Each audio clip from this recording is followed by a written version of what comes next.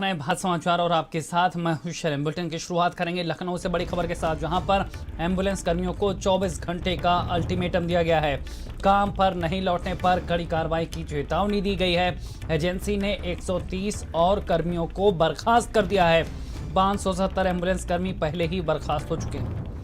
तो खबर हम आपको बता रहे हैं किस तरह से उत्तर प्रदेश में आज चौथे दिन भी एम्बुलेंस कर्मियों की हड़ताल लगातार जारी है। अब चेतावनी दी गई है कि 24 घंटे में ये कर्मचारी वापस लौट आए, नहीं तो यहां पर कड़ी कार्रवाई की जाएगी। खबर हम आपको बता रहे हैं उत्तर प्रदेश में पिछले 3 दिनों से जिस तरह से एम्बुलेंस कर्मी अपनी साफ सुथरी मांग को लेकर हड़ताल पर हैं, उसके बाद व्यवस्था चरमराती हुई नजर आ रही है।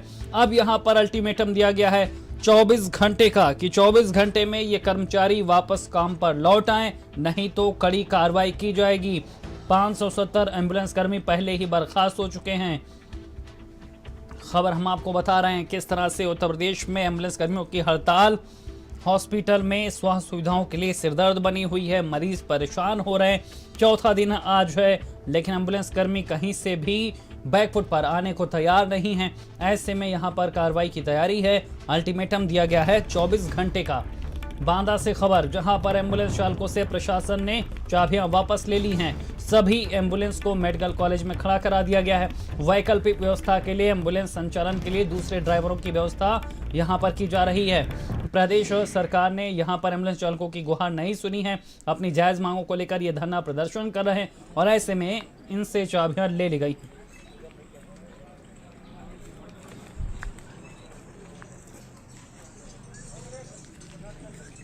तो बांदा की तस्वीरें हम आपको दिखा रहे हैं, जहां पर किस तरह से एम्बुलेंस कर्मी हड़ताल पर हैं, उनसे चाबियां यहां पर ली गई हैं।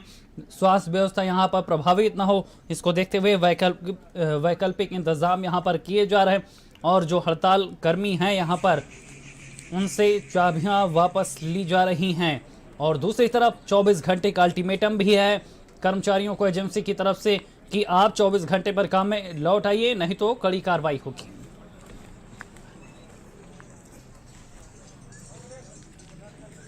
और इसी खबर पर ज्यादा जानकारी के साथ प्रदेश के अलग अलग जिलों से हमारे साथ ग्राउंड जीरो से तमाम संवाददाता जुड़ गए हैं। लखनऊ से अरविंद हमारे साथ है, विवेक हमारे साथ कानपुर से हैं और जितेंद्र फिरोजाबाद से हैं। सबसे पहले जितेंद्र, आपका रुख करेंगे फिरोजाबाद में। आज क्या कुछ हालात है? चौथा दिन है, हॉस्पिटल में एम्बुलेंस सेवा को लेकर क्या हालात हैं, क्या वैकल्पिक इंतजाम किए जा रहे हैं?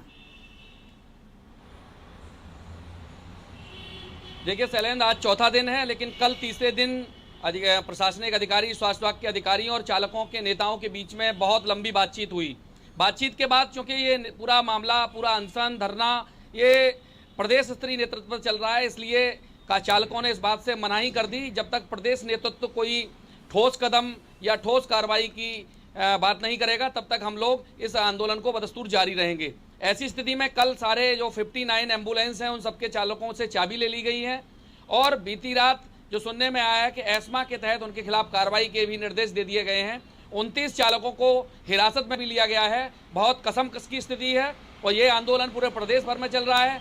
और जो एम्बुलेंस चालक हैं अपनी मांग के लिए अड़े हुए हैं, 7 सूत्री मांग हैं, उनमें तमाम बिंदु हैं और जो उनकी जो मांगें हैं वो प्रदेश स्तर से उठाई जा रही है। उनका कहना है कि इन मांगों को पूरा किया जाए, क्योंकि एम्बुलेंस चालक जान जोखिम में डालकर कोरोना काल में और तमाम आपदा के समय में वो अपने को सबसे पहले वहाँ मौजूद दिखाते थे, मौजूद रहे। ऐसी स्थिति में अब सरकार उनके साथ अनदेखी कर रही है। इस बात को लेकर वो लामबंद हैं और एस्मा के तहत कार्रवाई की बात सामने आई है। सेलिन, बिल्कुल जितेंद्र, यहाँ पर यह समस्या लगातार बनी हुई है। कानपुर से विवेक हमारे साथ लगातार बने हुए हैं। विवेक, चौथा दिन आज है, अब कड़ी चेतावनी दी जरूर गई है कि 24 घंटे में कर्मचारी वापस लौट आए, लेकिन वो वापस लौटेंगे नहीं लौटेंगे ये भी तय नहीं है। ऐसे में क्या तय किया गया है, कैसे यहाँ पर इंतजाम किए जाएंगे, इन हालातों से निपटने के इंतजाम किस तरह के हैं, प्लानिंग दिख रही है कोई? वहां पर जिस तरह से पिछले 3 दिन से हालात बने हुए, 70 वर्षीय बुजुर्ग से तो गाड़ियां चलवा ली, परिवहन निगम के ड्राइवरों को तो बुला लिया,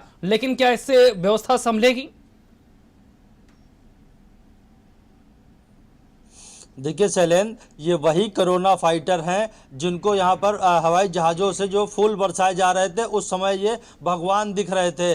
कोरोना काल में जो मरीज थे उनको हॉस्पिटल पहुँचाने का, जो मृतक थे उनको घाट पहुँचाने का काम इन्हीं कोरोना वायरस ने किया था और इनका जो मानदेय है वो पूरी तरह से नहीं दिया जा रहा है, जिसके विरोध में ये लामबंद होकर धरना प्रदर्शन कर रहे हैं। इनकी बहुत ज़्यादा मांगे नहीं है, सिर्फ जो ये 12 घंटे ड्यूटी करते हैं, 8 घंटे का वेतन मिलता है, उसको लेकर ये जो 4 घंटे का वेतन ओवर टाइम करते हैं उसका वेतन मांग रहे हैं। इनकी और 6 सूत्री मांगे हैं, कोई बहुत बड़ी मांगे नहीं है। इन्होंने जिस तरह का काम किया है कोरोना काल में, उसी के चक्कर में ये इस तरह का मानदेय मांग रहे हैं और अपनी मांगों को लेकर यहाँ पर ये धरना प्रदर्शन कर रहे हैं। फिलहाल यहाँ पे सीएमओ ने इनकी सारी चाबियां ले ली हैं और इन एम्बुलेंसों को यहाँ पर जो प्राइवेट ड्राइवर हैं उनको बुलाकर चलवाया जा रहा है। इन ड्राइवरों में कोई 70 साल के ऊपर है तो कोई यहाँ पर जो है और अधेड़ है। तो ऐसे में क्या इन लोगों से ये एम्बुलेंसें चल पाएंगी? जिस तरह से तुरंत के तुरंत जिस तरह कॉल आती है, इमरजेंसी कॉल आती है, वहाँ पहुँचना होता है, आखिरकार ये कैसे पहुँचेंगे? इन लोगों का साफ तौर पर कहना है कि चाबियां तो हमने सौंप दी हैं, अब कुछ भी हो, कोई भी कार्रवाई हो, लेकिन जब तक हमारी मांगे नहीं मानी जाती तब तक हम इस तरह से धरने पर अड़े रहेंगे और जरूरत पड़ी तो लखनऊ के लिए भी कूच करेंगे। सैलेन, बिल्कुल विवेक, लखनऊ कूच की तैयारी पहले से ही है। कई जिलों से यहां पर कर्मचारी पहुंचकर लगातार इको गार्डन में पिछले 3 दिन से प्रदर्शन कर रहे हैं। अरविंद लगातार हमारे साथ लखनऊ से बने हुए हैं। अरविंद, 2 महत्वपूर्ण सवाल है। पहला तो ये कि सरकार को काम चाहिए, कंपनी को दाम चाहिए, लेकिन जो एम्बुलेंस कर्मी हैं उनके हक की बात गुमनाम है, तो उनके हक की बात जो 7 सूत्री मांग है उस पर सुनवाई क्यों नहीं हो रही? दूसरी बात ये कि आप उस पर एस्मा लगा रहे हैं, सरकारी कर्मचारी है नहीं, संविदा पर इनको नियुक्ति दी गई है और ऐसे में एस्मा लगाना कितना सही है? तीसरी बात ये कि एजेंसी कार्रवाई कर रही है, एफआईआर उन कर्मचारियों पर दर्ज कर रही है जो कोरोना काल में उनके लिए दिन रात एक किए हुए थे। कई ऐसे परिवार हैं जहां पर ड्राइवरों ने उनके घर में मौतें हुई लेकिन वो झांकने तक नहीं गए क्योंकि उनके ऊपर जिम्मेदारी थी। ऐसे कर्मचारियों को जब काम निकल गया तो चाय से मक्खी की तरह आप निकाला जा रहा। बिल्कुल शैलेंद्र जी, लगातार जो है एम्बुलेंस कर्मी जो है लगातार इको गार्डन में प्रदर्शन कर रहे थे। उनकी सरकार से मांगे थी कि जो मानदेय बढ़ाया जाए, उनको समायोजन किया जाए। समायोजन की अगर हम बात करें तो एम्बुलेंस जो कर्मचारी हैं उनका कहना है कि समायोजन के दौरान जो है हमारा एक ये फिक्स हो जाएगा कि हमें जो कंपनी दूसरे कंपनी में जाना है, उससे अलग कंपनी में जाना है, तो कंपनी मुझे निकाल नहीं सकती। तो लगातार एम्बुलेंस कर्मी इसको लेकर लगातार प्रदर्शन कर रहे थे। उन्होंने ये भी सरकार से कहा था, प्रशासन से कहा था, अगर मेरी जो मांगे हैं, मानदेय के अलावा जो समायोजन की मांगे, उसके अलावा भी तमाम जो बिंदु हैं, उसको अगर सरकार नहीं पूरा करती है तो ये लगातार चक्का जाम करेंगे। उसका व्यापक असर आज 4 दिन हो गया। पूरे प्रदेश में लगभग 18 जिले हैं जो लगातार पूरी तरह से प्रभावित रहे। वहाँ के जो मरीज हैं उनको खासा दिक्कतों का सामना करना पड़ा। इसमें सबसे खास ये बात बता दें आपको शैलेंद्र, जो एलएस एम्बुलेंस है वेंटिलेटर युक्त है। अगर कोई मरीज जिसको वेंटिलेटर की जरूरत है, अगर उसको साधारण एम्बुलेंस में ले जाया जाएगा तो जाहिर सी बात है रास्ते में उसकी जान चली जाएगी। उसके अलावा प्रदेश के अन्य जनपद है जो 50% प्रभावित रहे। लेकिन इस दौरान जब ये लोग चक्का जाम कर प्रदर्शन कर रहे हैं तो प्रशासन और पुलिस इनके पास पहुंची, इनसे चाबी ली और दूसरे चालकों के द्वारा लगातार मरीजों की मदद की। लेकिन सबसे बड़ा सवाल ये कि सरकार और जो कंपनियां इनकी मांगे क्यों ना मान रही हैं? क्योंकि कोरोना काल में लगातार ये एम्बुलेंस जो कर्मचारी हैं लगातार अपनी जान जोखिम में डालकर लगातार काम करते रहे। एम्बुलेंस कर्मचारी जो है कोरोना काल में जिस तरह से काम किए, सरकार उस समय इनका हौसला अफजाई कर रही थी। लेकिन जब उनकी मांगों की बात आई, उनकी मांगों को पूरा करने की बात आई, तो सरकार क्यों नहीं इसके बारे में सोच रही? बड़ा सवाल है शैलेंद्र। बिल्कुल अरविंद, मौका था तो मान किया, सम्मान किया और अब मौका निकल गया है तो अपमान किया जा रहा, एस्मा लगाया जा रहा। उनकी वैकल्पिक यहां पर व्यवस्था तैयार की जा रही है लेकिन एम्बुलेंस कर्मी है पीछे हटने को तैयार नहीं है। अल्टीमेटम भले ही यहां पर जारी कर देगा। तमाम जानकारी देने के लिए आप सभी का शुक्रिया। तो लगातार हम आपको बता रहे हैं किस तरह से आज चौथा दिन है और एम्बुलेंस कर्मी हड़ताल पर है। बढ़ते आगे, अगली खबर दिल्ली से है जहां पर कल दूसरे दिन भी बीजेपी में